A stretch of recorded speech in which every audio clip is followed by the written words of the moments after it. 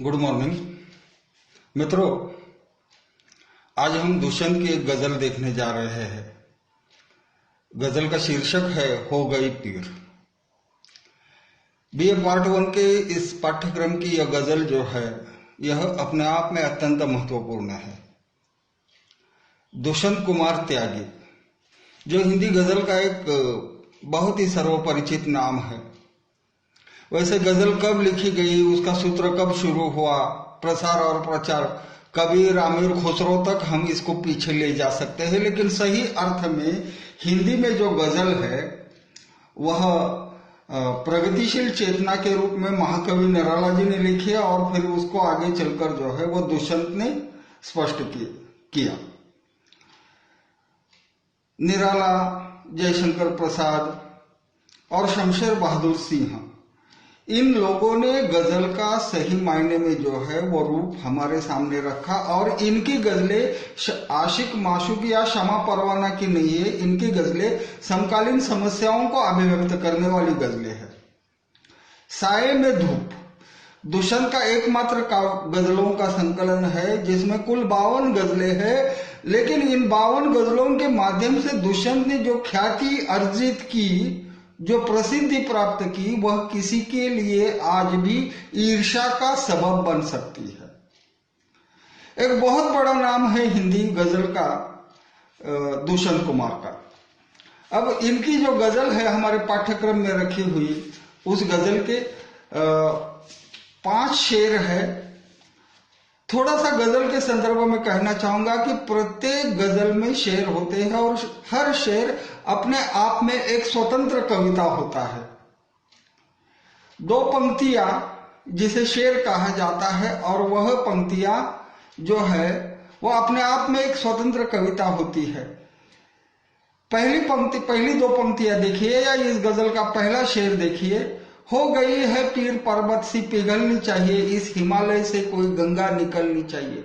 कवि के अंतःकरण में जो पीड़ा है उस पीड़ा को कवि बाहर लाना चाहता है और इसलिए कहता है कि जिस प्रकार से हिमालय से गंगा निकलती है उसी प्रकार से उसके अंतःकरण की, मन की पीड़ा, वेदना जो है वो जब तक बाहर नहीं निकलती तब तक गजल को अर्थात गजल लिखने वाला जो है वह अस्वस्थ हो रहेगा।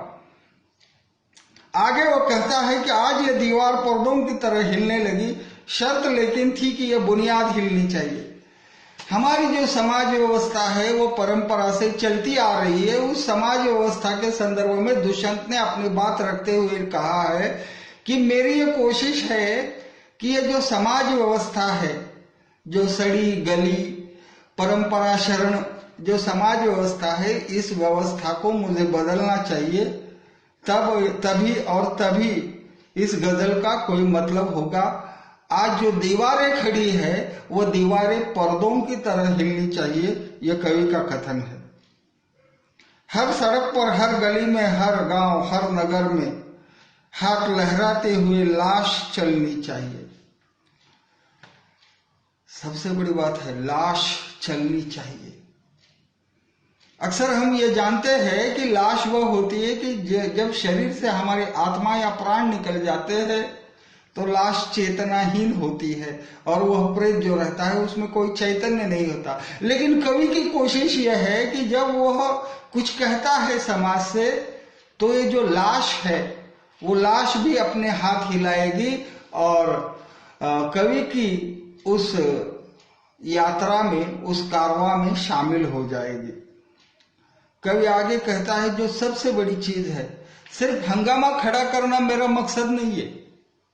सिर्फ हंगामा खड़ा करना मेरा मकसद नहीं है, मेरी कोशिश है कि यह सूरत बदलनी चाहिए। लोग बिला वजह हंगामा खड़े करते हैं। घट विंध्यात पट छिंद्यात येन केन प्रकारेण पुरुषे प्रसिद्ध भवेत, हम देखते हैं। दुष्यंत साहब का यह मानना है कि हंगामा, झगड़ा वगैरह खड़ा करना उसका कतई मकसद नहीं है, उसका कोई भी उद्देश्य नहीं है। उनकी कोशिश है कि ये जो समाज की सूरत है वो हर हालत में बदलनी चाहिए। अक्सर शब्दों के कोरे ढकोसले हम रखते हैं कि ये हो, वो हो, ऐसा होना चाहिए, वैसा होना चाहिए। हम ये करेंगे तो वो होगा, वो करेंगे तो ये होगा, लेकिन इससे कुछ भी हासिल नहीं होगा। इसलिए कवि की यह मान्यता है, या कवि यह कहना चाहता है कि मेरी कोशिश है कि यह सूरत बदलनी चाहिए। मतलब समाज में आज जो समकालीन समस्याएं हैं, एक दो नहीं है, 135 करोड़ लोगों का हमारा हिंदुस्तान है। मरहूम दुष्यंत का ही एक शेर याद आ रहा है कि कल नुमाइश में मिला था मुझे वो चिथड़े पहने हुए, मैंने पूछा नाम तो बोला कि हिंदुस्तान है। कोई चिथड़ा पहना हुआ आदमी उसको किसी नुमाइश में, प्रदर्शनी में मिला था, तब कवि ने जब उसे पूछा कि तुम्हारा नाम क्या है, तो चिथड़े पहना हुआ वो आदमी बोला कि मेरा नाम हिंदुस्तान है। तो 135 करोड़ लोगों की हर एक की केवल एक ही समस्या हम रखे, तो भी 135 करोड़ समस्याएं हमारे देश में है, और इन्हीं समस्याओं की वजह से हमारा देश प्रभावित हो रहा है। इसलिए कवि की मान्यता है, या कवि का यह कथन है कि यह समाज की व्यवस्था है, यह पूरी तरह से बदलनी चाहिए। और सबसे अंतिम बात जो है उस गजल की, वो उससे भी बढ़िया है, मेरे सीने में नहीं तो तेरे सीने में सही, हो कहीं भी आग लेकिन आग जलनी चाहिए। अब मेरी कुछ मजबूरियां हैं, मेरी कुछ विवशताएं हैं, मेरी कुछ लाचारियां हैं, जिसके कारण मैं प्रयास करता हूं लेकिन कामयाब, सफल नहीं हो पाता। कवि का कथन है, मेरे सीने में न सही तेरे सीने में सही, हो कहीं भी आग लेकिन आग जलनी चाहिए।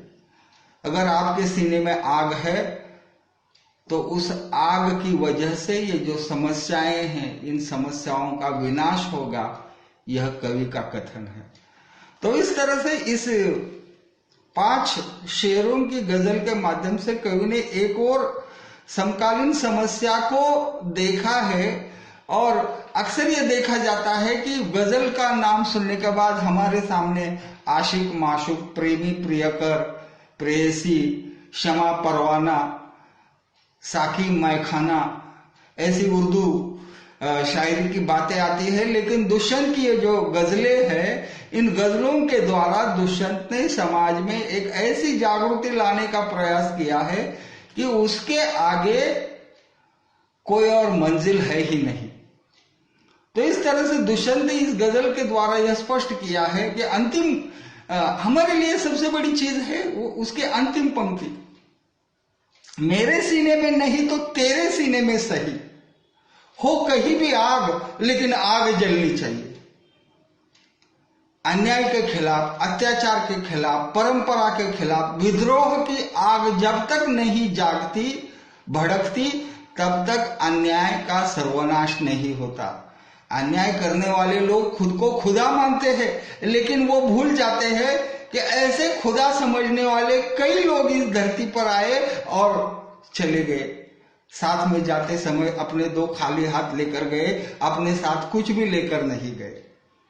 तो दुष्यंत का यह मानना है कि उसके अंतःकरण में जो पीड़ा है वो बहुत है और वो पीड़ा पिघलनी चाहिए। इस अंतःकरण रूपी हिमालय से कोई गंगा निकलनी चाहिए। हमारी आवाज में ऐसी जोश हो कि लहराती हुई लाश भी हाथ हिलानी चाहिए, हिलती हुई नजर आनी चाहिए।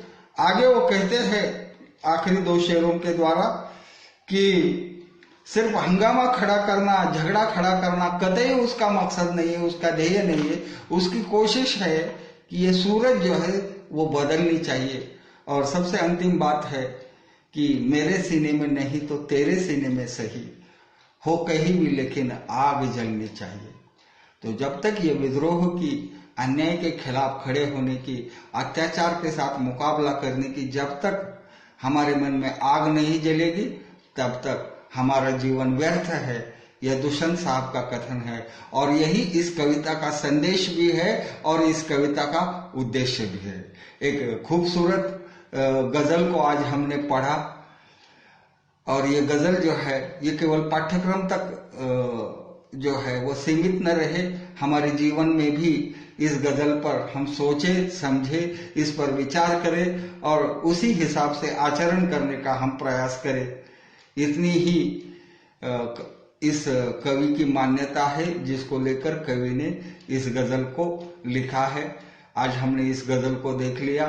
उस गजल का एक भी शेर अगर हम जीवन में आचरण में लाते हैं तो हमारा जीवन निश्चित ही धन्य हो जाएगा और हमको मंजिल मिलेगी। यह हमारा खुद का अभिप्राय है और यह कवि का भी अभिप्राय है। धन्यवाद।